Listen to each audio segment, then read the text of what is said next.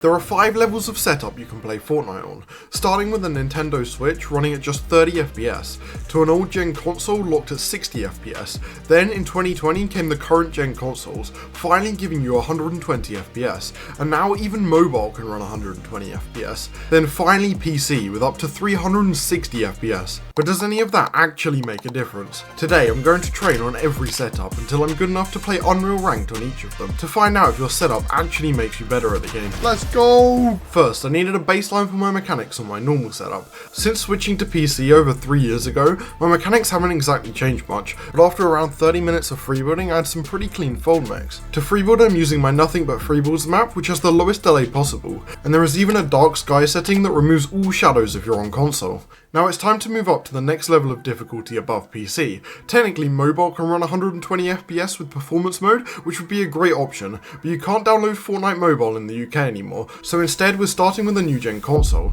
This is my Xbox Series S, released in 2020 and supporting up to 120 FPS.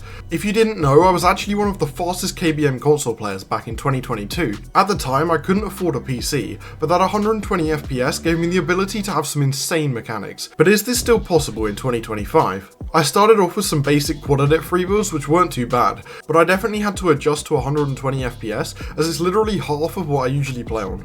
Delay wise, it kind of felt like playing on PC with all of your graphics settings cranked up to the max. Not great, but for 99% of people this is still really good. Next up, we have the final level of difficulty. This is my Xbox One S, released in 2016, and it can only run up to 60 FPS. I haven't played Fortnite on an old gen console in over 4 years, so I was expecting the delay to be completely different to how it was back then. And I was right. The moment I loaded in, I noticed there was actually mouse delay. And I'm not talking about when you click, there was actually a delay moving my mouse from side to side.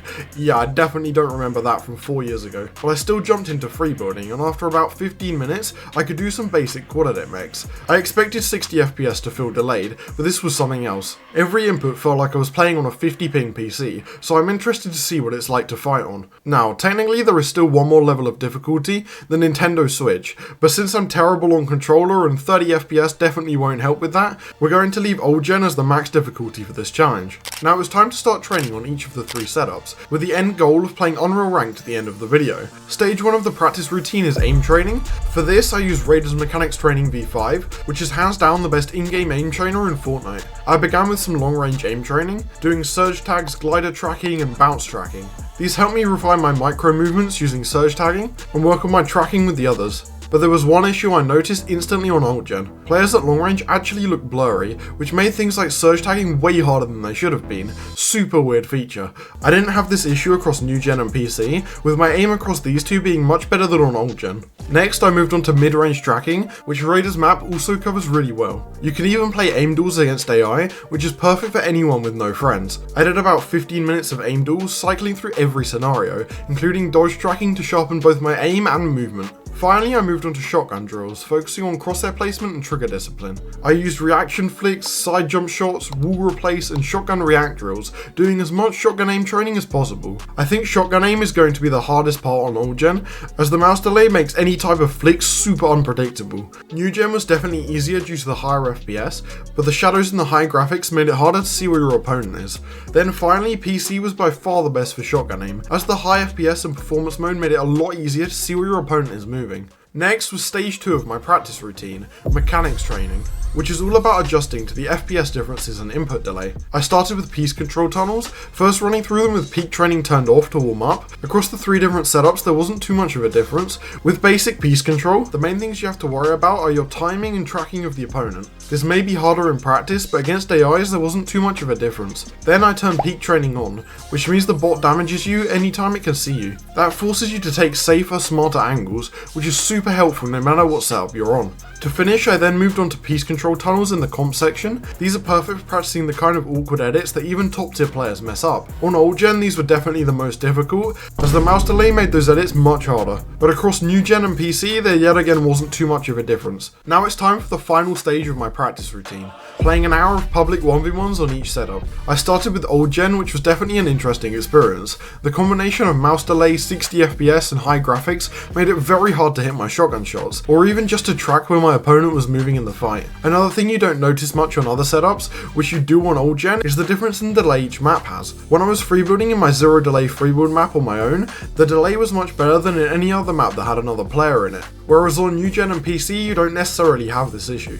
Regardless, I did start to improve and was somehow winning some fights. If I came across someone that was actually pretty good at the game, I didn't stand a chance, but anyone that was at more of a casual level was quite easy to play against. I had high hopes for my fighting on new gen, however when I 1v1 my friend Asterix before this for fun and got 5-0'd, it didn't exactly give me much confidence. I started off much better than I did on old gen. Straight away you can notice the difference in my mechanics, as the delay difference from a freebuild map to a 1v1 was much less. I didn't exactly manage to hit any clips throughout these 1v1s, but I was definitely playing much better than on old gen and could put up a much better fight against decent players. Finally, it was time to play on PC. Now, in the past I have been known for hitting clips in 1v1s while playing on PC.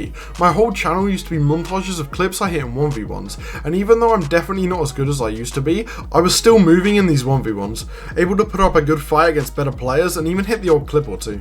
I definitely find it easier to fight on PC purely due to the FPS difference, but for your basic in-game fighting, I don't think it's going to make much of a difference compared to new gen. Now it's finally time to see if these setups made a difference in a real game. I'm going to play 3 different Unreal ranked games on each setup, scoring them with the same point system as the solo cash cup. Starting on old gen, I would be landing at this beach on the north side of the map.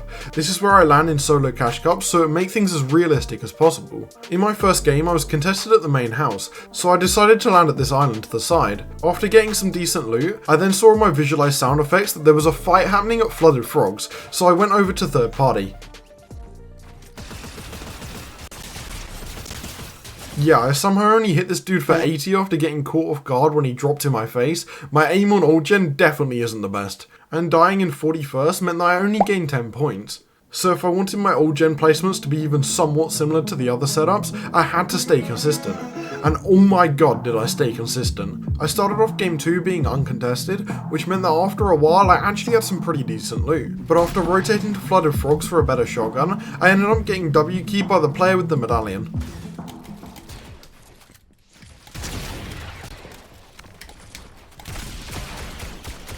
Get out! Yeah, somehow I managed to take out the best player in the lobby on an old gen. This meant that after a nice series of dead side rotates, just avoiding other players because I had good loot, I found myself in a 1v1 for the win.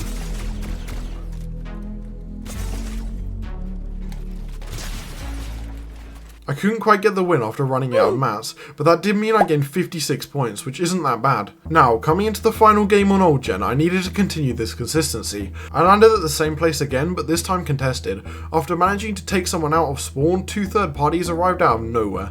So while they were fighting, I escaped with a quick dead side rotate in the storm. I then found myself scavenging for loot in Flooded Frogs, where I ended up finding a gold pump, which was pretty crazy. My plan was then to hit a super long dead side rotating storm, and this actually worked really well as I ended up with pretty good loot. But then, as the lobby began to die out around me, I was left in a top 3 situation with not many mats, getting pressured by both players.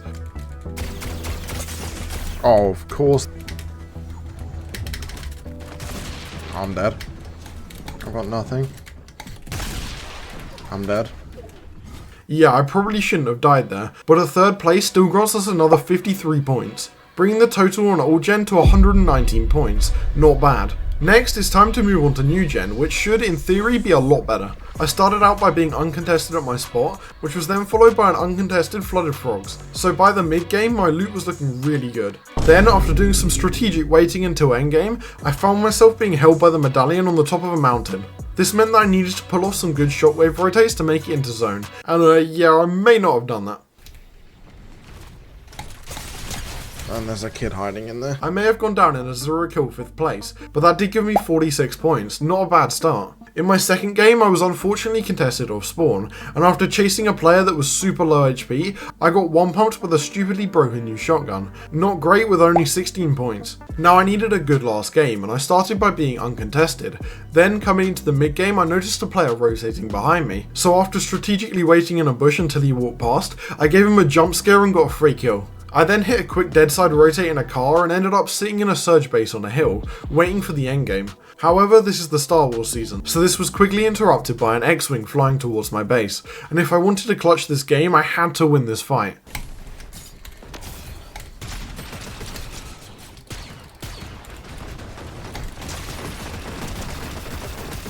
After just about killing the guy with the medallion, it was time for the endgame. No.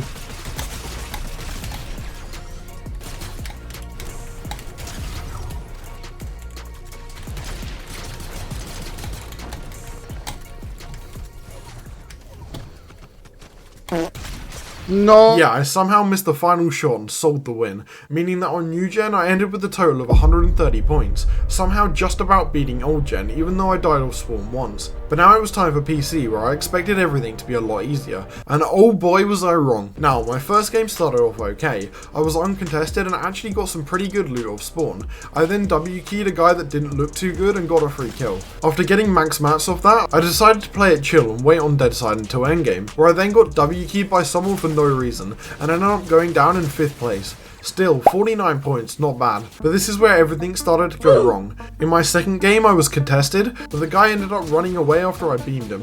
I then kept rotating around the coast for some extra loot, and ended up spotting someone doing the exact same thing.